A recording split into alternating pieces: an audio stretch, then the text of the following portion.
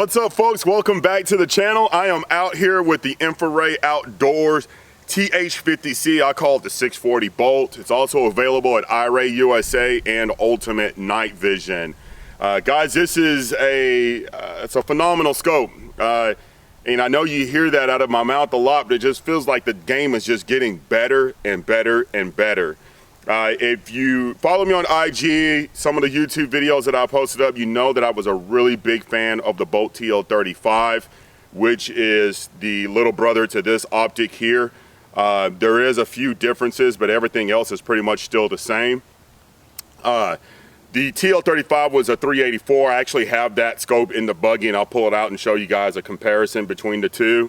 Really the only difference looking at it is obviously the TL35 was a 35 millimeter and this is a 50, and the eyepiece here, the eyepiece is a lot shorter on the 50 and a little bit longer on the TL35. This is a 640 12 micron, 3.5 base magnification, and it goes all the way up to 14. I never use any type of magnification. Very rarely I use any type of magnification. So I was really stoked to have a base 3.5. If you guys know, I was running with the RL42 for quite some time as well, and I love the 4x magnification, but sometimes I felt like I needed something a little bit lower. And I've shot 2 power before, I've shot 1 power, but there's just something about being in between that 3 and 4 power, especially if you got animals that you can't close in on. If you like to coyote hunt, you really want to get those nice place shots without using magnification. That 3.5 to 4 power comes in as a clutch every single time. And going from 3 power on the TL35 to a 3.5, and it doesn't sound like it's much, but there is a big difference. And I don't know what it is. I just became a totally different shooter with this setup. Don't get me wrong, I have my misses. You're gonna see it in the footage. You're not gonna see the best shooting. But I feel like my shot placement is getting a lot better with the 640 Bolt on 3.5 base power. It's rugged. They have a great warranty in the image, guys. You know, there's a lot of great optic companies out there. I'm not here to bash anybody in the industry. We all know who's got good images and who has poor images. The 384 was really good with a black hot image. One thing that I didn't like about the Bolt TL35 was that brownish tint back screen, you know, like that. It was different. It just had a different color to it, the whole entire screen. And getting behind the TH50-C, it was a lot whiter. It was a lot cleaner, and also we have better clarity. I'm gonna pull out the TL35 really quick. I'll hold it up there and show you guys the difference between it. They're both 30 millimeter tubes. This is a 30 millimeter tube with an ADM mount. I also have ADM mounts for the bolt actions. One thing that I don't like about this scope, and it's really the only thing that I don't like about this scope, is that when I have it mounted on my bolt actions using a 50 mil, after the second and third shot shooting suppressed, it really creates a huge bloom down at the bottom of the image, and you're going to see that in some of the footage that I'm going to share with you guys. A lot of folks love to bring up suppressor covers. Suppressor covers do really well during the daytime to hide mirage. At nighttime, the suppressor cover does the total opposite. So you have it on there and it's going to be just fine after that first shot, but when you start getting into those round counts, guys, you really start to heat up that cover, and that cover becomes a lot worse. And I've experienced that with the 223, and I ripped that cover off of there, and that bloom at the bottom of the screen is gone. But on the bolt action, since we're sitting a lot lower on the action, it's hard to avoid that, and I do not want to go any higher with rings. You're gonna have the giraffe effect when you're trying to shoot your rig. So right now it's on the Resolute MK47. Let me go get the TL35. All right, so I have the TL35 right here, and I'm gonna try to line them up just slightly here. It's not gonna be perfect. As you can see, and I hope you guys can see this in the video, obviously we have a 35 and a 50 millimeter, so it's a little bit bigger up front. And I think I'll have them aligned pretty good. And as you can see, it sticks out here about 1/4 of an inch, maybe a little bit more. I'm not sure exactly the full length here, but there is a difference between the eyepieces here. And I wish it would show it in the video, but it doesn't. And I might grab my cell phone and show it to you guys. But whenever we look through a traditional thermal scope, we have the box. So you look through the eyepiece, and obviously our eyepiece is round, but when you look through the image, it's a squared box. On the TH50-C, it's totally different now. We have a rounded edge. So on top and bottom, it's still flat, but on left and right of the screen, it's round. And I love it, to be honest with you. I feel like I'm getting a little bit more field of view with it.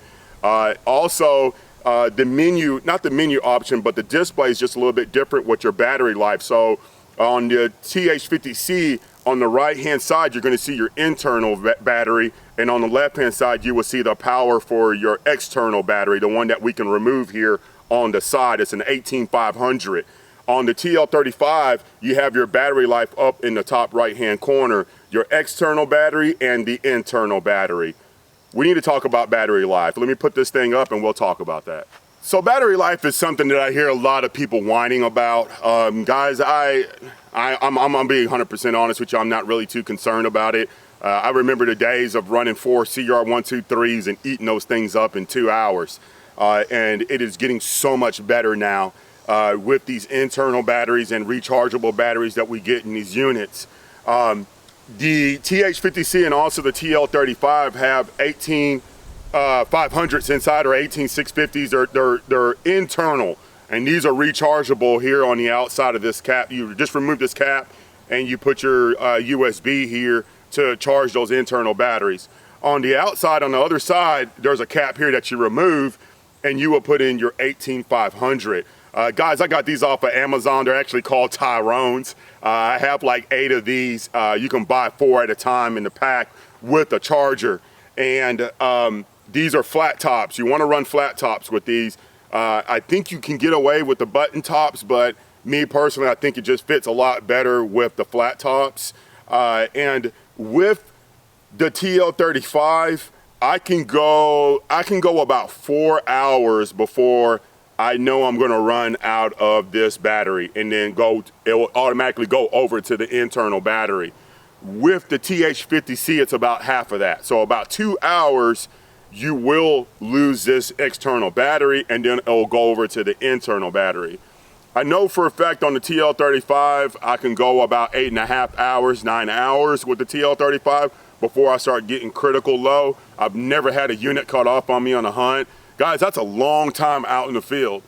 You know, when we're going out, you know, maximum we might be out 5, maybe 6 hours, you know, and we do pull those type of nights sometimes. But majority of the times I'm usually out anywhere between 2 and 4 hours, and I never run my scopes empty.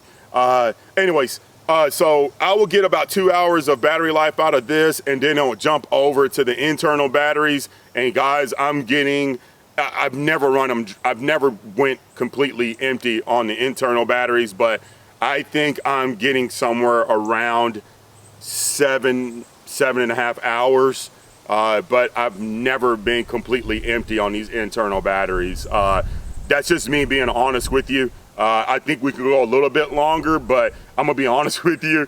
I pack like an extra battery in my pocket every single time I go hunting. So as soon as I start seeing this battery go dead, or it does go dead, I usually pull out another one and I just slap it right in there and I continue on my hunt, because I don't like to push it all the way to the limits. You know, I don't want to have a scope cut off on me in the middle of a hunt. I've been there before and it sucks. So I always pack an extra battery. I throw it in my ammo bag, or it's in the buggy, or one is in my pocket. So back to the image clarity. This is something that I have been struggling with for quite some time with the 384. You guys seen me do some pretty cool shots with the 384, and it's still one of my favorite scopes. I know for a fact that this optic will replace the TL35 for me, but the image clarity is just unreal. And something that I have noticed in the past with a lot of 640 units is that usually black hot is the weakest palette. I'm a black hot guy. I can't explain why. It's just where it's naturally at for me. A lot of guys prefer white hot. A lot of guys prefer the other palettes that are available on some of the thermals. I get it, I understand that. Because you shoot white hot doesn't mean I have to. And because I'm shooting black hot doesn't mean you have to. But one thing that I have noticed in a lot of these other 640 optics is that black hot is very, very weak. On the 640 bolt, the TH50-C, black hot is really strong. It's one of the strongest palettes out of all the optics that's available from Infrared Outdoors. And I absolutely love that. You're gonna see a lot of that in my footage. I don't think I've even touched white hot in any of the footage that I have. I have used it before. You're gonna see a few coyote kills. I'm gonna do just a highlight reel of what's been going on. But detection has been really good with it. My shot placement has been really good with it. You know, I understand the whole magnification thing. Some guys prefer a little less magnification. Some guys want higher magnification. It all depends on what type of hunting you're doing. I'm playing around with a different optic right now that's at 2 power, and every time I go back to the 640 bolt, I kind of grin like, oh man, it's nice to have that 3.5 power. I love the shot placement that I'm able to provide with the 3.5 power and the running shot. So when these animals are running, about 75% of the time they're not running at you, they're running away from you. So they're getting distance on you, and having that 3.5 power always comes in for the win. You know, I absolutely love that. I know some folks want some detailed information. There's a lot more technical stuff and detailed specs that you can find online. Right now, I'm going to go straight to the hunt. There's a few hunts that I've had with the TH50-C. You guys have seen me use it with Joey. We was running the 13.9 from 8 Defense on it. You're going to see some more 13.9 8 Defense on here. You're going to see the Resolute MK47. You're going to see the 308 bolt action as well with the arc nucleus action, using grind hard ammunition and Tula 124 grain hollow points here with the 7.62x39. I'll do my best to kind of fill that in down on the bottom so you guys know what rifle I was using in the clips. But you're gonna see a few clips, and you're gonna hear Estienne cussing up a storm. And I just want to explain what was going on here before folks try to figure out what was going on. So we came up on some areas that they just harvested winter wheat, and we seen a shitload of pigs. Excuse my language, I'm sorry if your kids are watching or you don't curse, but there was a ton of pigs. Almost every pasture that we went to, we was coming up on a group of pigs. Right off the bat on the first group, Estienne was running into issues with his gun, and he was having malfunctions and having to clear it and drop mags and try to figure out what was going on in the middle of the shoot. So you're gonna see me shooting, but you're gonna hear Estienne just working the hell out of his gun over there trying to figure out what was going on.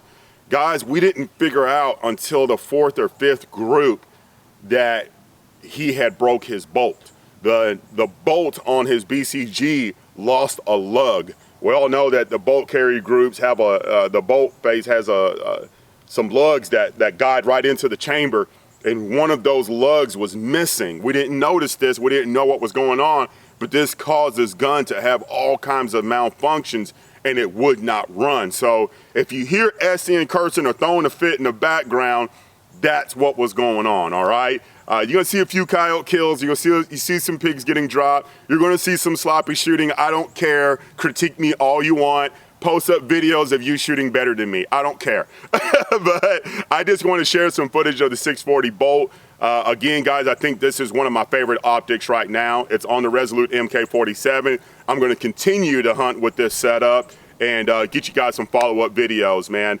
So far, this rig has been flawless. That's all I gotta say. It's been one of my favorite rigs so far to hunt with, and I hope to share some more content with this setup with you guys. Let's just get over to the hunting clips.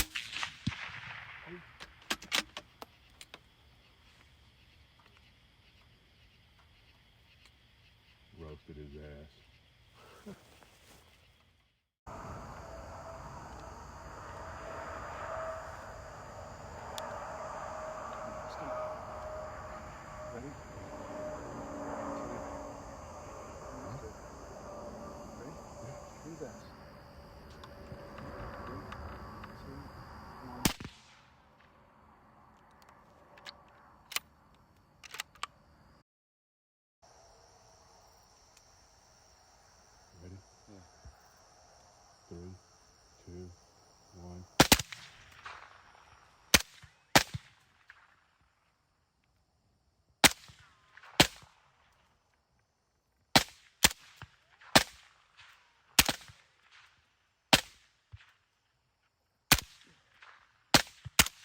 Nice shot.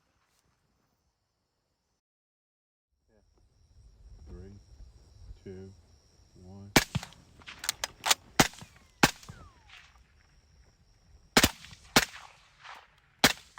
Motherfucker.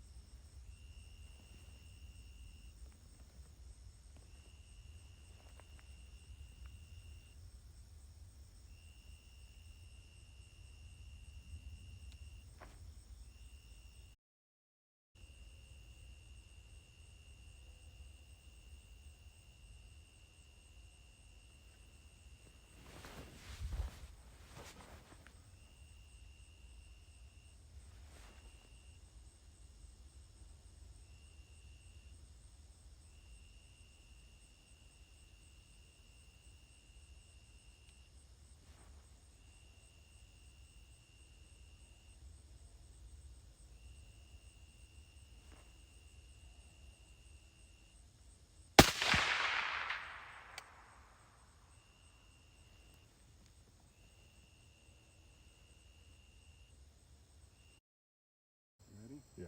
On 3. 1, 2.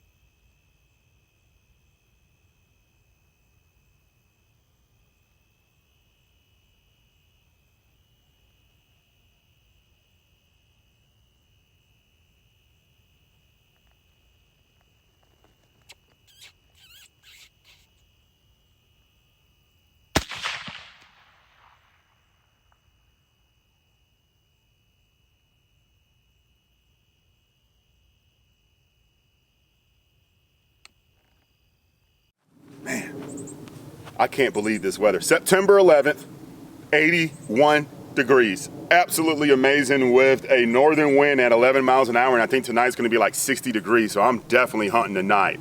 Anyways, I hope you guys enjoyed that. Again, I'm gonna do my best to get more footage. I've been playing with some other stuff that can't be released right now, so a lot of my hunting and attention has been towards that optic and other rigs. And then whenever we're able to talk about that, I will release that and start talking about it. So, you know, a lot of the 640 Bolt and the Resolute has been on the back burner right now, but I will get back on it and get on some animals with this so you guys can see what's up. Again, guys, thanks for everything. I mention this every single time at the end of these videos, but I really appreciate all the support. I really appreciate you guys being so patient with me. We just broke the 60,000 sub barrier here. We're at 61,000 now. I don't ever pay attention to the follows, but I seen it today when I logged on and I was like, damn, man, folks are still here, you know? So I really appreciate you guys, and I'm gonna do my best to just keep this rolling. I'll see you guys in the next video.